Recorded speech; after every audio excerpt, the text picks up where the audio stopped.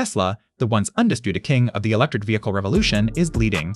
The company that defined an era that made electric cars cool, aspirational, and mainstream is now facing a crisis on so many fronts that it's difficult to know where to even begin the damage report. For years, betting against Tesla was a fool's errand. Now, for the first time, the question isn't whether Tesla will continue to dominate, but whether it can even recover. The path forward is treacherous, and a recovery is possible, but it is far from guaranteed. To understand how Tesla might save itself, we first have to stare directly into the abyss and comprehend the sheer scale of its problems, because they are deeply intertwined, feeding into one another in a devastating feedback loop. Let's start with the most brutal, undeniable metric, sales. The numbers are in for the first half of 2025, and they are catastrophic. Global deliveries have plummeted by 13%. Now, a 13% drop would be concerning for any automaker, but for Tesla, it's a code red alert. Why? Because this isn't happening in a shrinking market. The global EV market is still growing. People are buying more electric cars than ever before, they just aren't buying as many Teslas. This means one thing, Tesla's market share is being eaten alive. Yet, in Europe, a key battleground, the company has lost its crown, falling behind legacy automakers who have finally gotten their act together. We'll dive into the competitors breathing down Tesla's neck in a moment, but the problem isn't just external, it's also internal, a story of product missteps and operational fumbles. Look no further than the Cybertruck. What was meant to be a revolutionary statement, a bold new direction, has become a symbol of hubris. The production ramp-up has been clumsy, and more importantly, the demand simply isn't there in the numbers Tesla needed. Showrooms are seeing Cybertruck inventory pile up, a shocking sight for a company that once had customers waiting over a year for their vehicle. It's a niche product that landed in a market that was suddenly craving practicality and affordability, not a stainless steel wedge that looks like it drove off a movie set. Compounding this are production halts at other factories. Tesla claims these are for retooling and transitioning to new models, but the timing couldn't be worse. At the exact moment competitors are flooding the market with new options, Tesla's own production lines have sputtered, creating a vacuum that rivals have been all too happy to fill. This isn't just about selling fewer cars, it's about the fundamental health of the business. Automotive margins, once the envy of the industry, are now at their lowest point in years, squeezed by rising material costs on one end and the desperate need to cut prices to move inventory on the other. But the story of Tesla's financial pain gets so much worse. For years, a significant portion of Tesla's profits, the very numbers that made it a Wall Street darling, didn't come from selling cars at all. They came from selling something intangible, regulatory credits. In essence, governments, particularly in the US and Europe, set emissions targets for automakers. Traditional car companies that failed to sell enough zero-emission vehicles had to buy credits to avoid massive fines. And who had a surplus of credits to sell? Tesla. It was a brilliant side hustle that morphed into a core pillar of the company's profitability. Since 2019 alone, this revenue stream pumped over $10 billion directly into Tesla's profits. It was, for lack of a better term, free money that masked underlying weaknesses in the core automotive business. And then the music stopped. As reported by CNN Business, a recent sweeping US tax and spending bill effectively dismantled this entire system. The new legislation, aimed at recalibrating the nation's industrial and climate policy, did two things that were a direct shot to Tesla's financial heart. First, it eliminated the straightforward $7,500 EV tax credit that had boosted sales. Second, and more critically for Tesla's bottom line, it removed the penalties for automakers who failed to meet the old emissions targets. Just like that, the market for regulatory credits vanished overnight. The $10 billion revenue stream went to zero. The impact was immediate and devastating. In the first quarter of 2025, Tesla reported a stomach-churning 71% drop in net income. Without the credits to paper over the cracks, the world saw the true profitability of Tesla's car business, and it wasn't a pretty sight. The company that had been valued on the promise of infinite growth and untouchable profits was suddenly looking vulnerable, mortal, and financially fragile. This single legislative change, a political decision made hundreds of miles from Tesla's factories, exposed a fundamental flaw in its financial structure that had been hiding in plain sight for years. Of course, you cannot talk about Tesla's troubles without talking about the man at the center of it all, Elon Musk. For a decade, Musk was Tesla's greatest asset. His vision, his celebrity, and his relentless drive were inseparable from the brand's identity. He was the rebel genius taking on the fossil fuel Goliath. But in 2025, that narrative has curdled.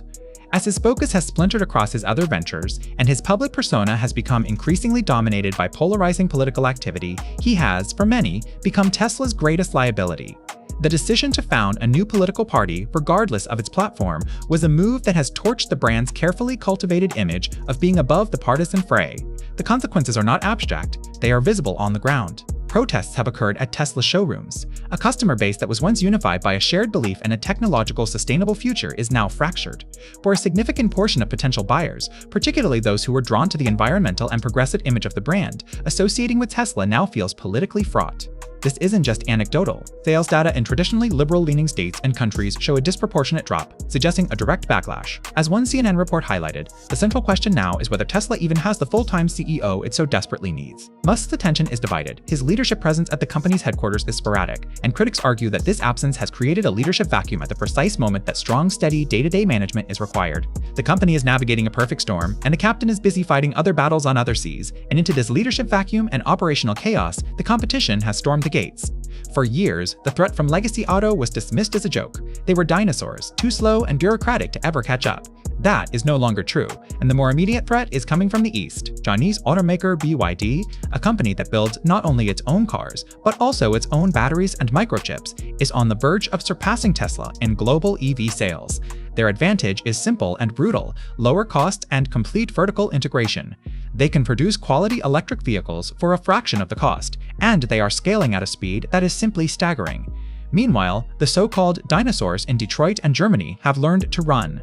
Ford and General Motors are no longer just experimenting with EVs, they are succeeding. They are capturing significant market share by doing something Tesla has struggled with: building practical, reliable, and, most importantly, affordable electric vehicles for the mainstream buyer. They are leveraging their century of manufacturing experience and their vast dealer networks to offer a compelling alternative. A family looking for a dependable electric SUV now has a host of options that aren't a Tesla.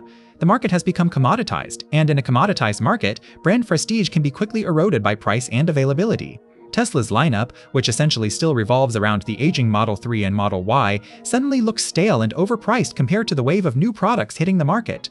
The company that created the market is now at risk of being drowned by it. So, with the core automotive business under siege from every direction, what is Tesla's grand plan? The answer, as it has been for years, is a pivot towards the future: autonomous technology and the long-promised robotaxi network.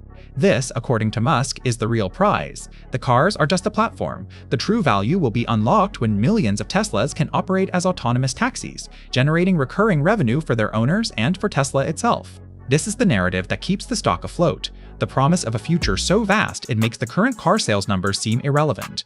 However, as an analysis from Invest points out, Tesla is at a perilous crossroads. It is slashing costs in its core, cash-generating automotive business to fund this high-risk, high-reward pivot. And the pivot itself is on shaky ground. The robotaxi rollout is, to be blunt, far behind schedule and limited in scope.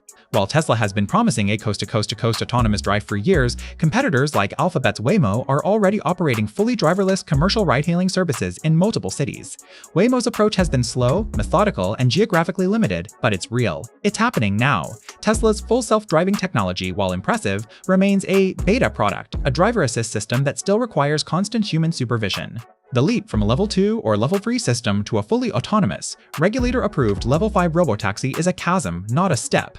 Tesla is betting the entire company on its ability to cross that chasm before its cash runs out and before its competitors cement their lead. This is the bleak reality of mid-2025: a collapse in sales, evaporating profits, a tarnished brand, a distracted CEO, and a competitive landscape that has become a war zone.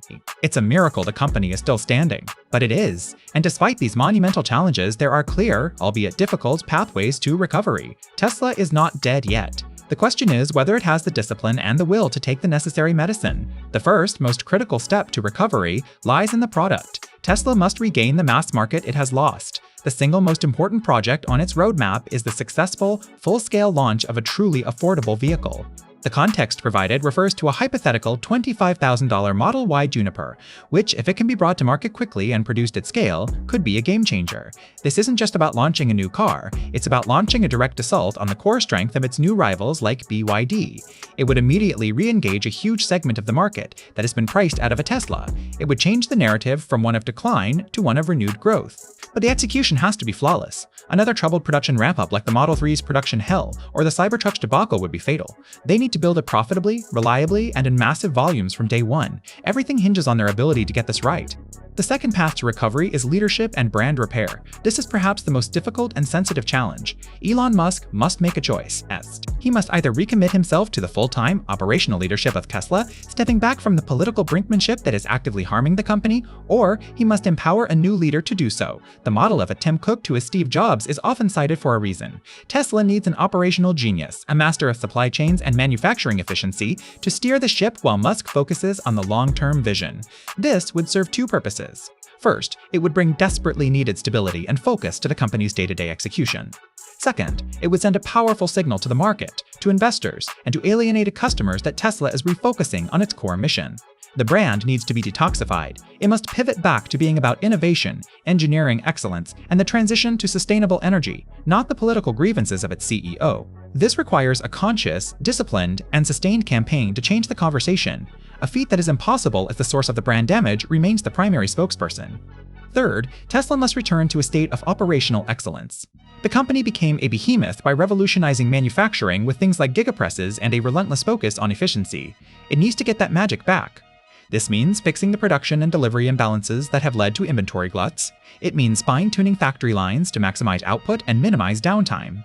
It means rebuilding automotive margins not just by cutting costs, but by innovating on the factory floor. This is the unglamorous, grinding work that doesn't make for exciting headlines, but is the absolute bedrock of a healthy manufacturing company. It needs to master the boring stuff again. Finally, there is the long game: the robotaxi network and the energy business. While the robotaxi dream is not a short-term solution, Tesla cannot afford to abandon it. It is the key to its sky-high valuation and a potential source of immense future revenue. However, the strategy must shift from one of grand pronouncements to one of tangible, incremental progress. The company needs to start delivering on its autonomous promises in a way that regulators and the public can trust. This might mean following Waymo's model, launching in a limited, controlled area and expanding slowly as the technology is proven. It's less dramatic, but it's a more realistic path to commercialization. And while all eyes are on the autonomous future, Tesla must not neglect the quiet success story that is already happening: Tesla Energy. The energy storage business, which builds Powerwall home batteries and Megapack grid-scale storage systems, is growing rapidly and is profitable. This division is a huge asset. It diversifies Tesla's revenue away from the volatile automotive market, and it reinforces the company's original mission to accelerate the world's transition to sustainable energy. Leaning into the energy business is a strategic imperative. It offers a stable growth story to offset the chaos in the car division and helps to repair the brand by reminding the world that Tesla is more than just a controversial car company. Wall Street, for its part, is completely divided, a fact reflected in the consensus hold ratings cited by 24/7 Wall Street price targets for the stock are scattered across a massive range, a perfect illustration of the two futures that lie before Tesla. One camp sees the current crisis as a temporary dip, a buying opportunity before the robotaxi network unlocks trillions in value. The other sees a company whose core business is fundamentally broken, whose competitive moat has been breached, and whose valuation is completely detached from reality. In the end, Tesla's fate rests on its ability to embrace a new kind of discipline. The era of winning by sheer force of will and visionary pronouncements is over. The market is too mature, the competition is too fierce, and the company's own problems are too deep. Recovery requires a shift from a startup mentality to that of a resilient industrial giant. It requires strategic clarity, a relentless focus on the customer, and a leadership team that is 100% dedicated to navigating the crisis at hand. The technological vision is still there, flickering like a pilot light.